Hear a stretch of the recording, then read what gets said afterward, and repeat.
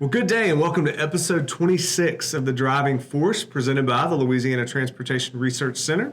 My name is Todd Blunt. I'm joined today by my friend, colleague, and co-host, Garrett Wheat. Good afternoon. We're so excited that you've chosen to join us here as we highlight the people and projects that are driving change in Louisiana transportation. Here at LTRC, for nearly 40 years, we've merged the resources of state government and Louisiana universities to identify, develop, and implement new technology to enhance many critical aspects of our state's transportation system. And as we've highlighted several times on the show, we work closely with our friends and partners at Louisiana DOTD headquarters to serve the state's citizens in many different ways. And so on this episode and the next, we're thrilled to welcome several members of DOTD's Pavement and Geotechnical Design section to share with us more about what they do on a day-to-day basis and how it impacts road users across Louisiana. Today, we'll focus specifically on pavement design, welcoming three guests, Chris Nickel, Mark Ordogne, and Xingwei Chen. We'll step away briefly before jumping into our conversation with these three.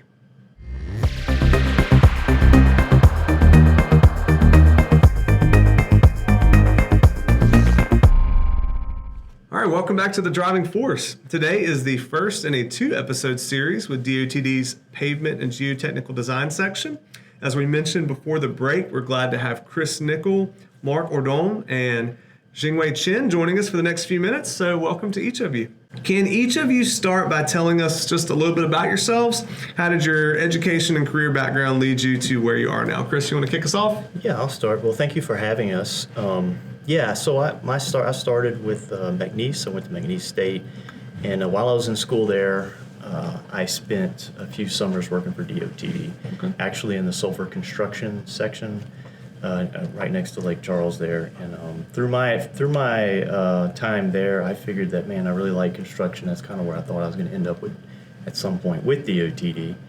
And so anyway, through a career fair on campus, I found that somebody was there and was talking to me, had a little interview with them from DOTD, and they introduced me and talked to me about the rotation program. And so I got signed up for that, and after I graduated McNeese in 1998. I started the rotation program, and I actually completed the whole 14 months of the rotation program. Okay. Cool. And so, and like I said, I thought, man, construction, that's where I was going to be, and I thought that's where I was going to end up. But after I did my rotation through the pavement and geotechnical section, I was like, man, I really like this group. This is really nice. And some of the things I really liked about it, other than it was a great working environment, is that you were able to go through and do design, and you could go through with your design, and it didn't end there. You could go into construction and follow through with your design and go. And like I said, I was in a geotech unit most of the time, my entire time here at DOTD, and we were able to go out and actually monitor construction, monitoring of piles and things like that. And I really enjoyed that. So it was a good mix of being able to do engineering in the office and get out in construction and follow through with that. When they were building the project. So that was really good. So like I said, I've been with the pavement and geotechnical section since I got off the rotation in 1998. So I've been here for almost 27 years now. And also, I've been in this position as the administrator of the pavement and geotechnical section for the past 8 years. So that's basically, my whole career is right here at DOTD in the geotechnical section, pavement and geotechnical section. So. Awesome. All right. Hey, and again, I'm Mark Ordogne. Again, I'd like to start off by saying thank you for having us, and I'm excited to be part of this. Just a little bit about me. I was born in Thibodaux, Louisiana, raised there. I attended Nicholls State University right out of high school. I was interested in math always, but I didn't know exactly what I wanted to do. Yeah. So there was a pre-engineering curriculum at Nicholls, so I started with that, and then once I realized, hey, I want to do engineering full-time, I moved here in the late 90s to attend LSU. Okay.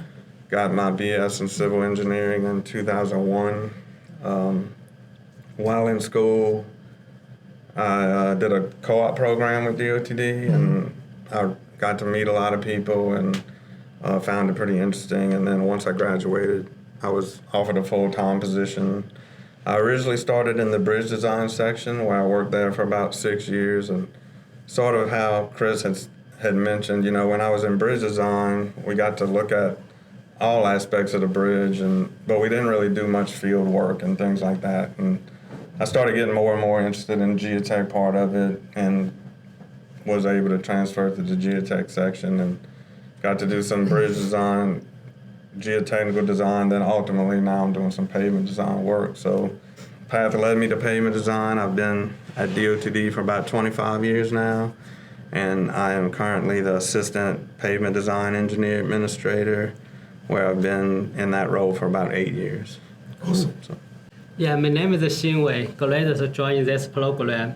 So I completed all my higher education in the Tongji University, Shanghai, China. Okay. I got my bachelor degree in civil engineering in 2000, and my master degree in the pavement engineering in 2002, and my PhD in the same field in 2005. So right after I graduated from the PhD, so I moved to United States and joined at the University of Tennessee at Knoxville, be a postdoctoral researcher for 2 years. Okay. So there I doing like pavement material research. So in 2007, I moved to LTRC and be a research associate for 3 years, and use finite elemental modeling to simulate the base materials, routing development, and accelerated pavement testing machine.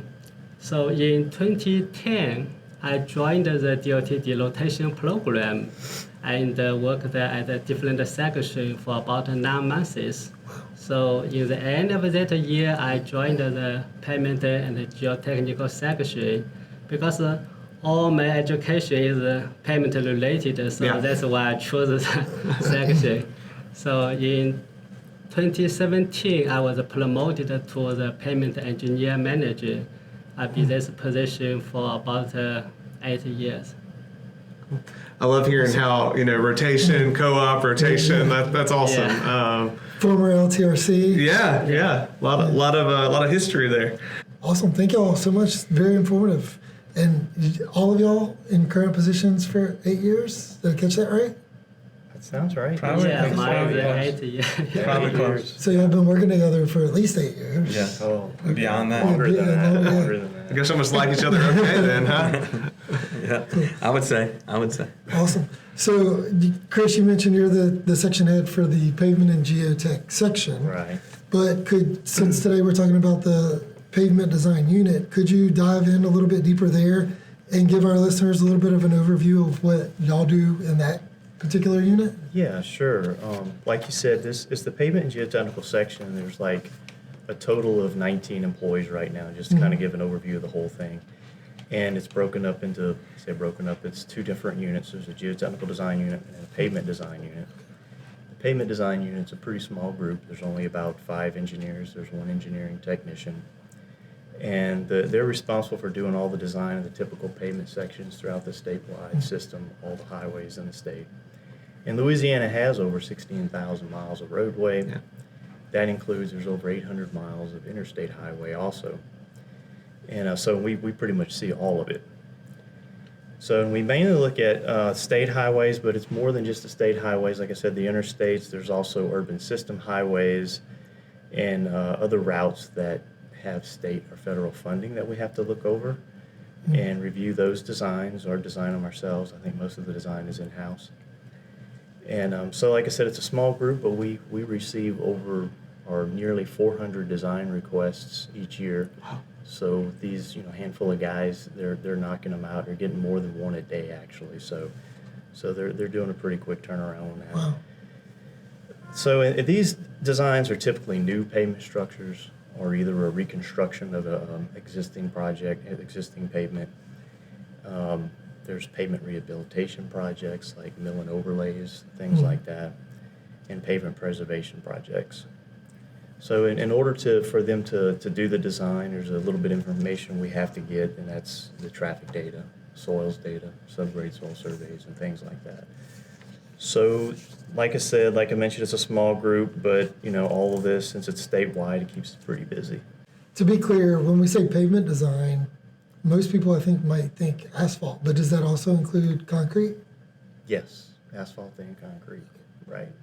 Well, Mark, just continuing kind of down this same track, what are some of the specific factors, specific considerations that you and your group take into account when you're either creating a pavement design for new construction or considering a rehab and restoration project?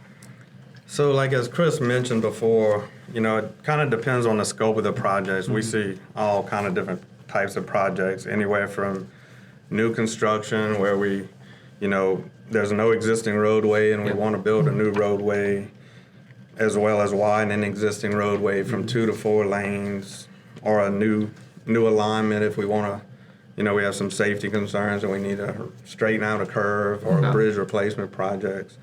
We also have reconstruction projects. That includes like reconstructing or restabilizing an existing roadway. Okay.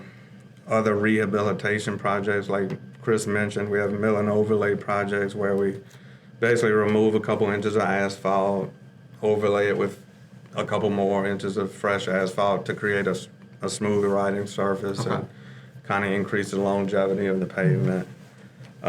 We also have preventative maintenance kind of projects. We do joint crack sealing, pavement grinding to smooth out the surface. We do repair work, pavement patching, whether it's concrete or asphalt. So we see various types of projects. For new construction projects, since we're building like a completely new roadway, we're designing like the new surface course layer types and thicknesses, new base course types and thicknesses. Most of our base courses in Louisiana are stone or recycled concrete, as well as soil cement bases. Or sometimes we have a combination of those two base courses. And then the surface course, as we discussed, could be asphalt or concrete. In order for us to provide the pavement design request, again, we need the traffic data. That's usually provided to us from the planning section. Okay. We get subgrade soil information that's usually given to us from the district lab engineer. Sometimes it's consultant out. We'll get it from the consultant. And, the district labs, they do the soil testing necessary for us to determine what type of treatment we need for the subgrade, whether it's lime-treated subgrade, cement-treated subgrade, just to give a strong foundation for the roadway. We also, for pavement rehab projects, in addition to the traffic data and subgrade information, we also get roadway coring data. That gives us the existing roadway thicknesses, base course types, things like that, so we could provide a mill and overlay design or restabilization of the existing roadway. We also try to find as-built plans. Sometimes we have projects that were built in the 50s and haven't been touched in a long time that, we have to dig up as-builts. We have to, believe it or not, still go to microfilm and try to find some things.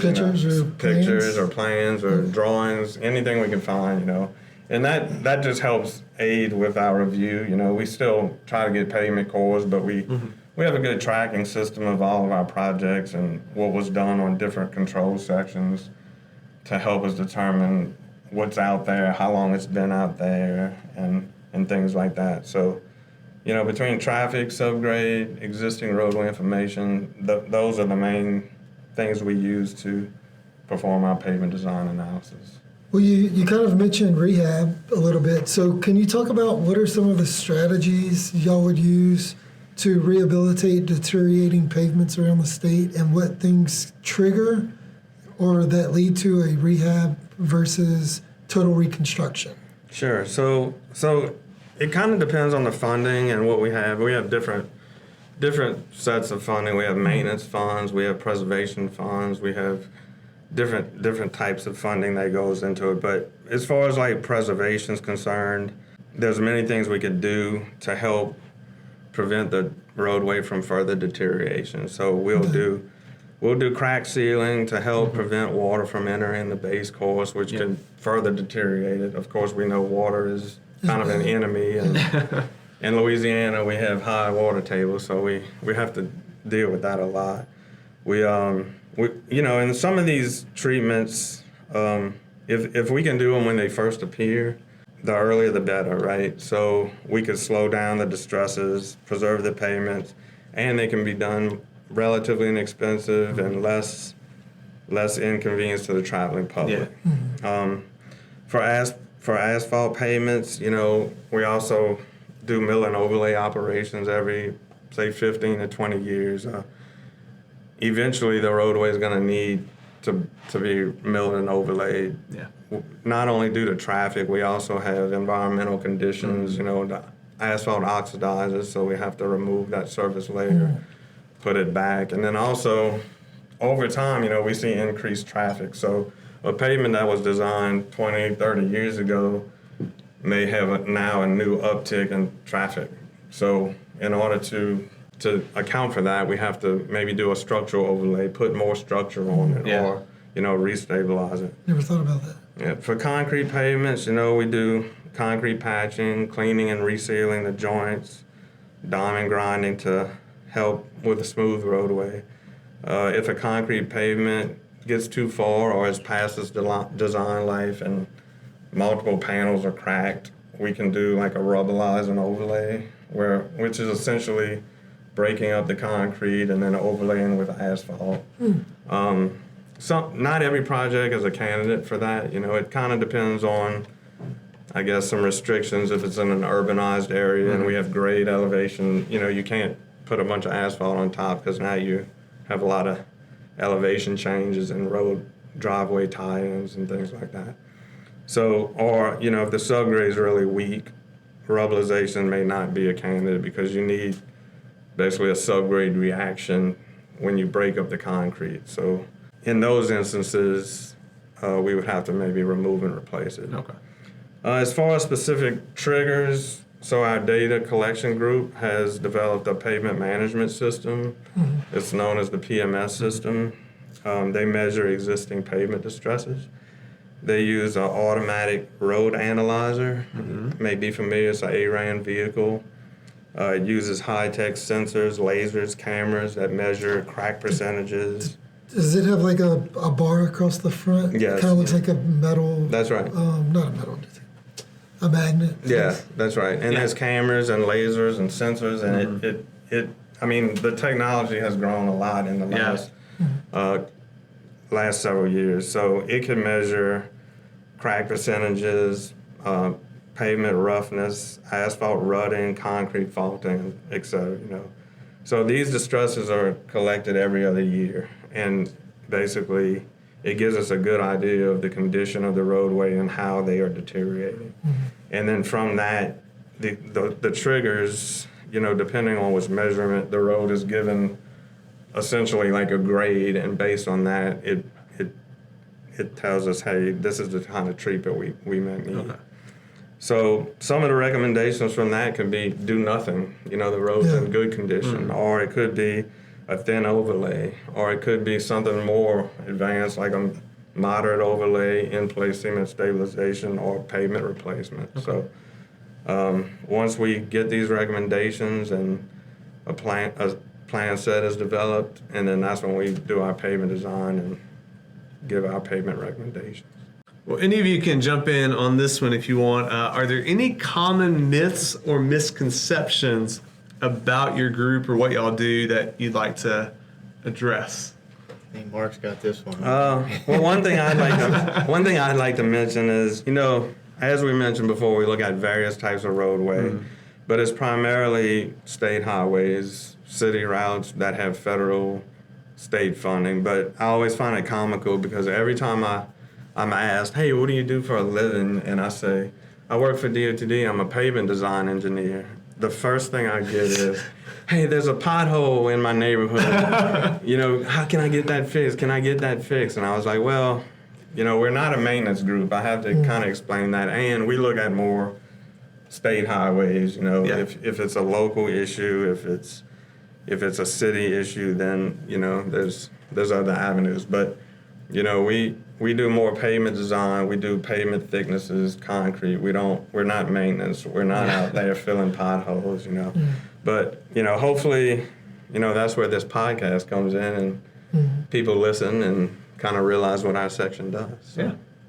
So we've even heard in past episodes with some of the folks at LTRC, asphalt is either going to flex or crack. Like it's like a scale. The balance. So the balance of, is that something y'all are trying to deal with too? I guess that makes sense, but I mean, we don't really look at it that way.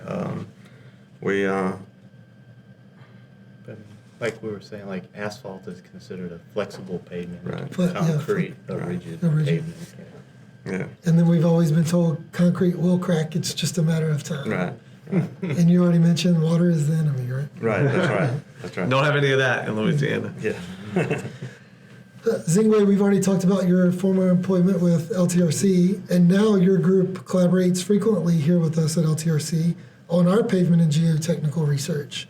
Can you share with our listeners how you work with other DOTD sections, including LTRC, as well as other external organizations, to implement emerging research that y'all are finding in this field?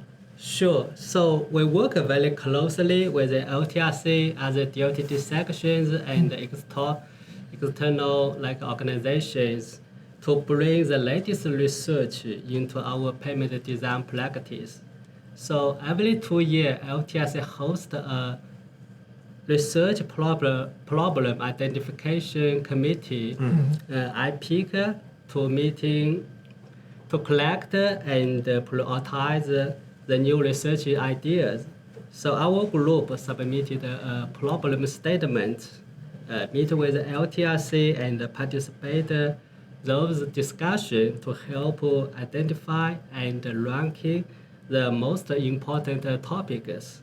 So once a project was selected, we served on the project review committee, PRC, to review proposals, monitor progress, and provide feedback on the research results.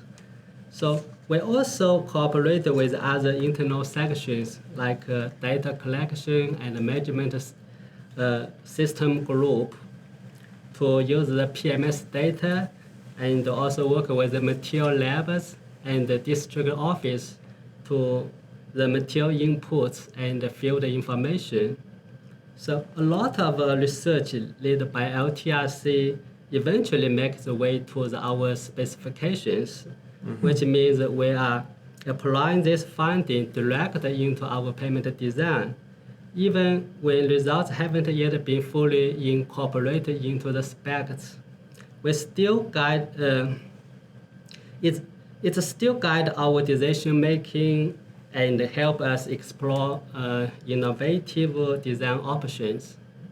So beyond the DOTD, we're also active in national organizations like Transportation Research Board, TRB, the National Cooperative Highway Research Program, NCHRP, and several OSHTO committees, including OSHTO Pavement ME Task Force and user groups.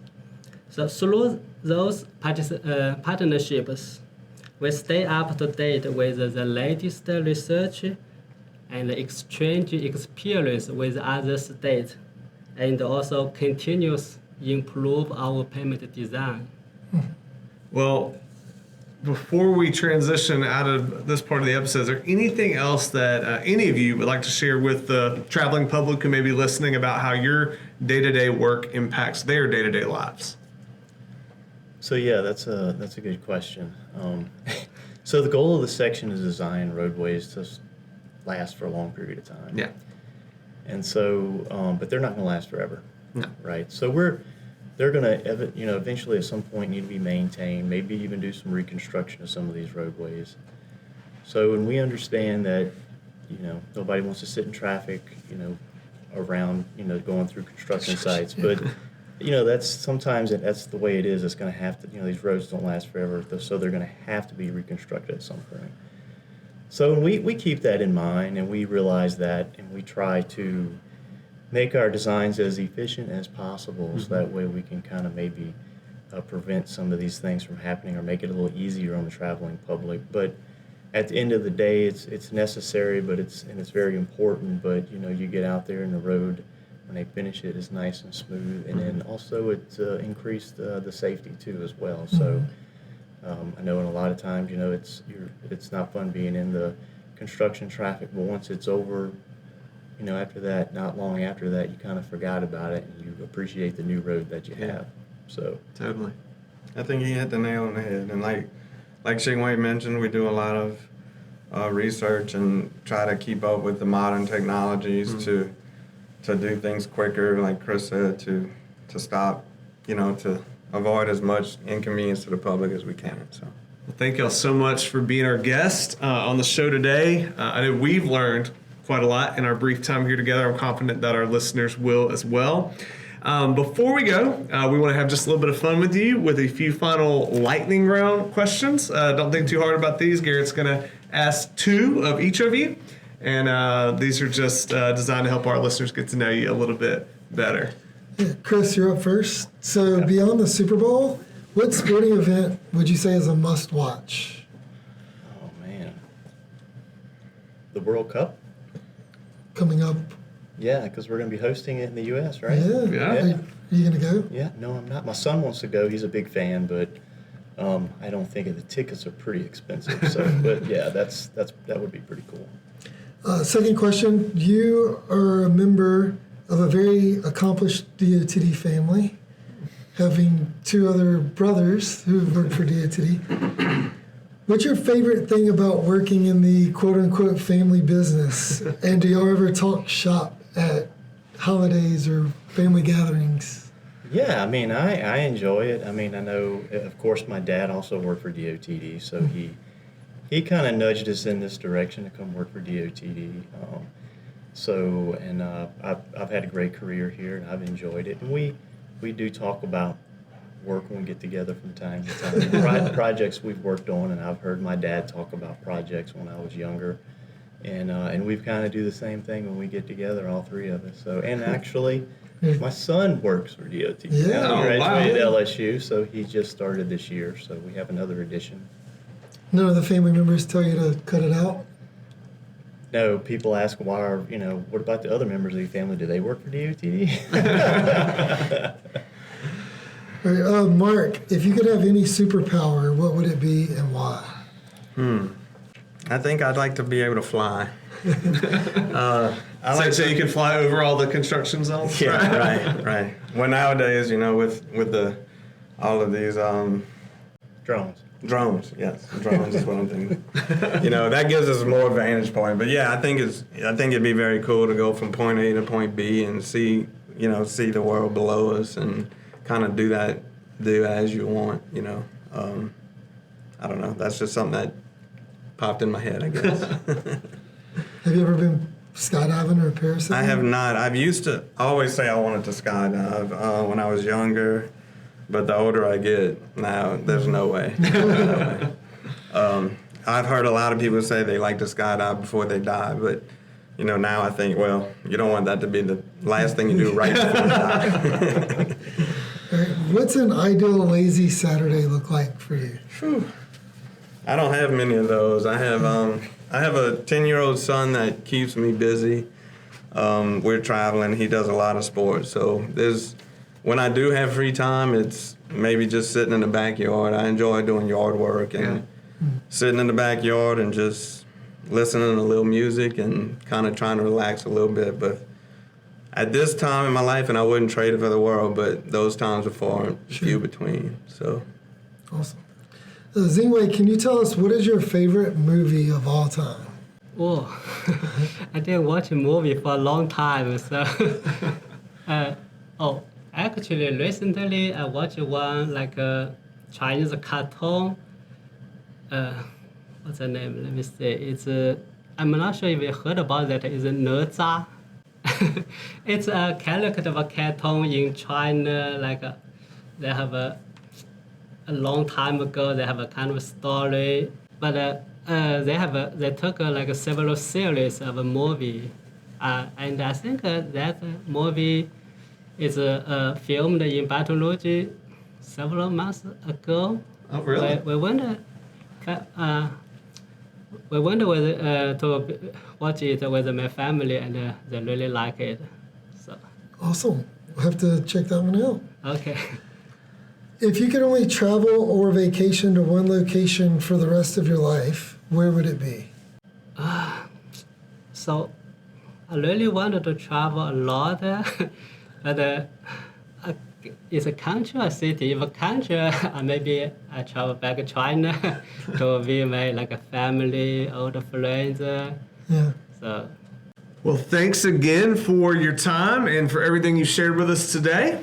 We always love getting to talk to our headquarters friends and partners. This has certainly been no exception. So we're going to take one more quick break before we wrap up today's episode.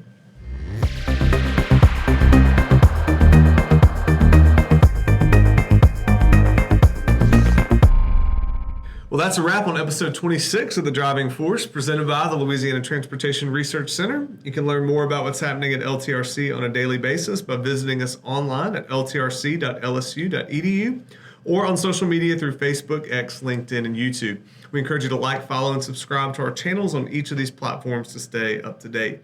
You can also learn more about the work that this awesome group is doing in pavement design by visiting their website, which we'll link to in today's show notes. We hope you'll join us next time as we get in the dirt and turn our attention to the geotechnical design side of this section. We'll welcome Chris back, along with Jesse Rouser and Miranda Perkins. Until then, we are your hosts, Garrett Wheat and Todd Blunt, and we thank you so much again for joining us today. Drive safely out there.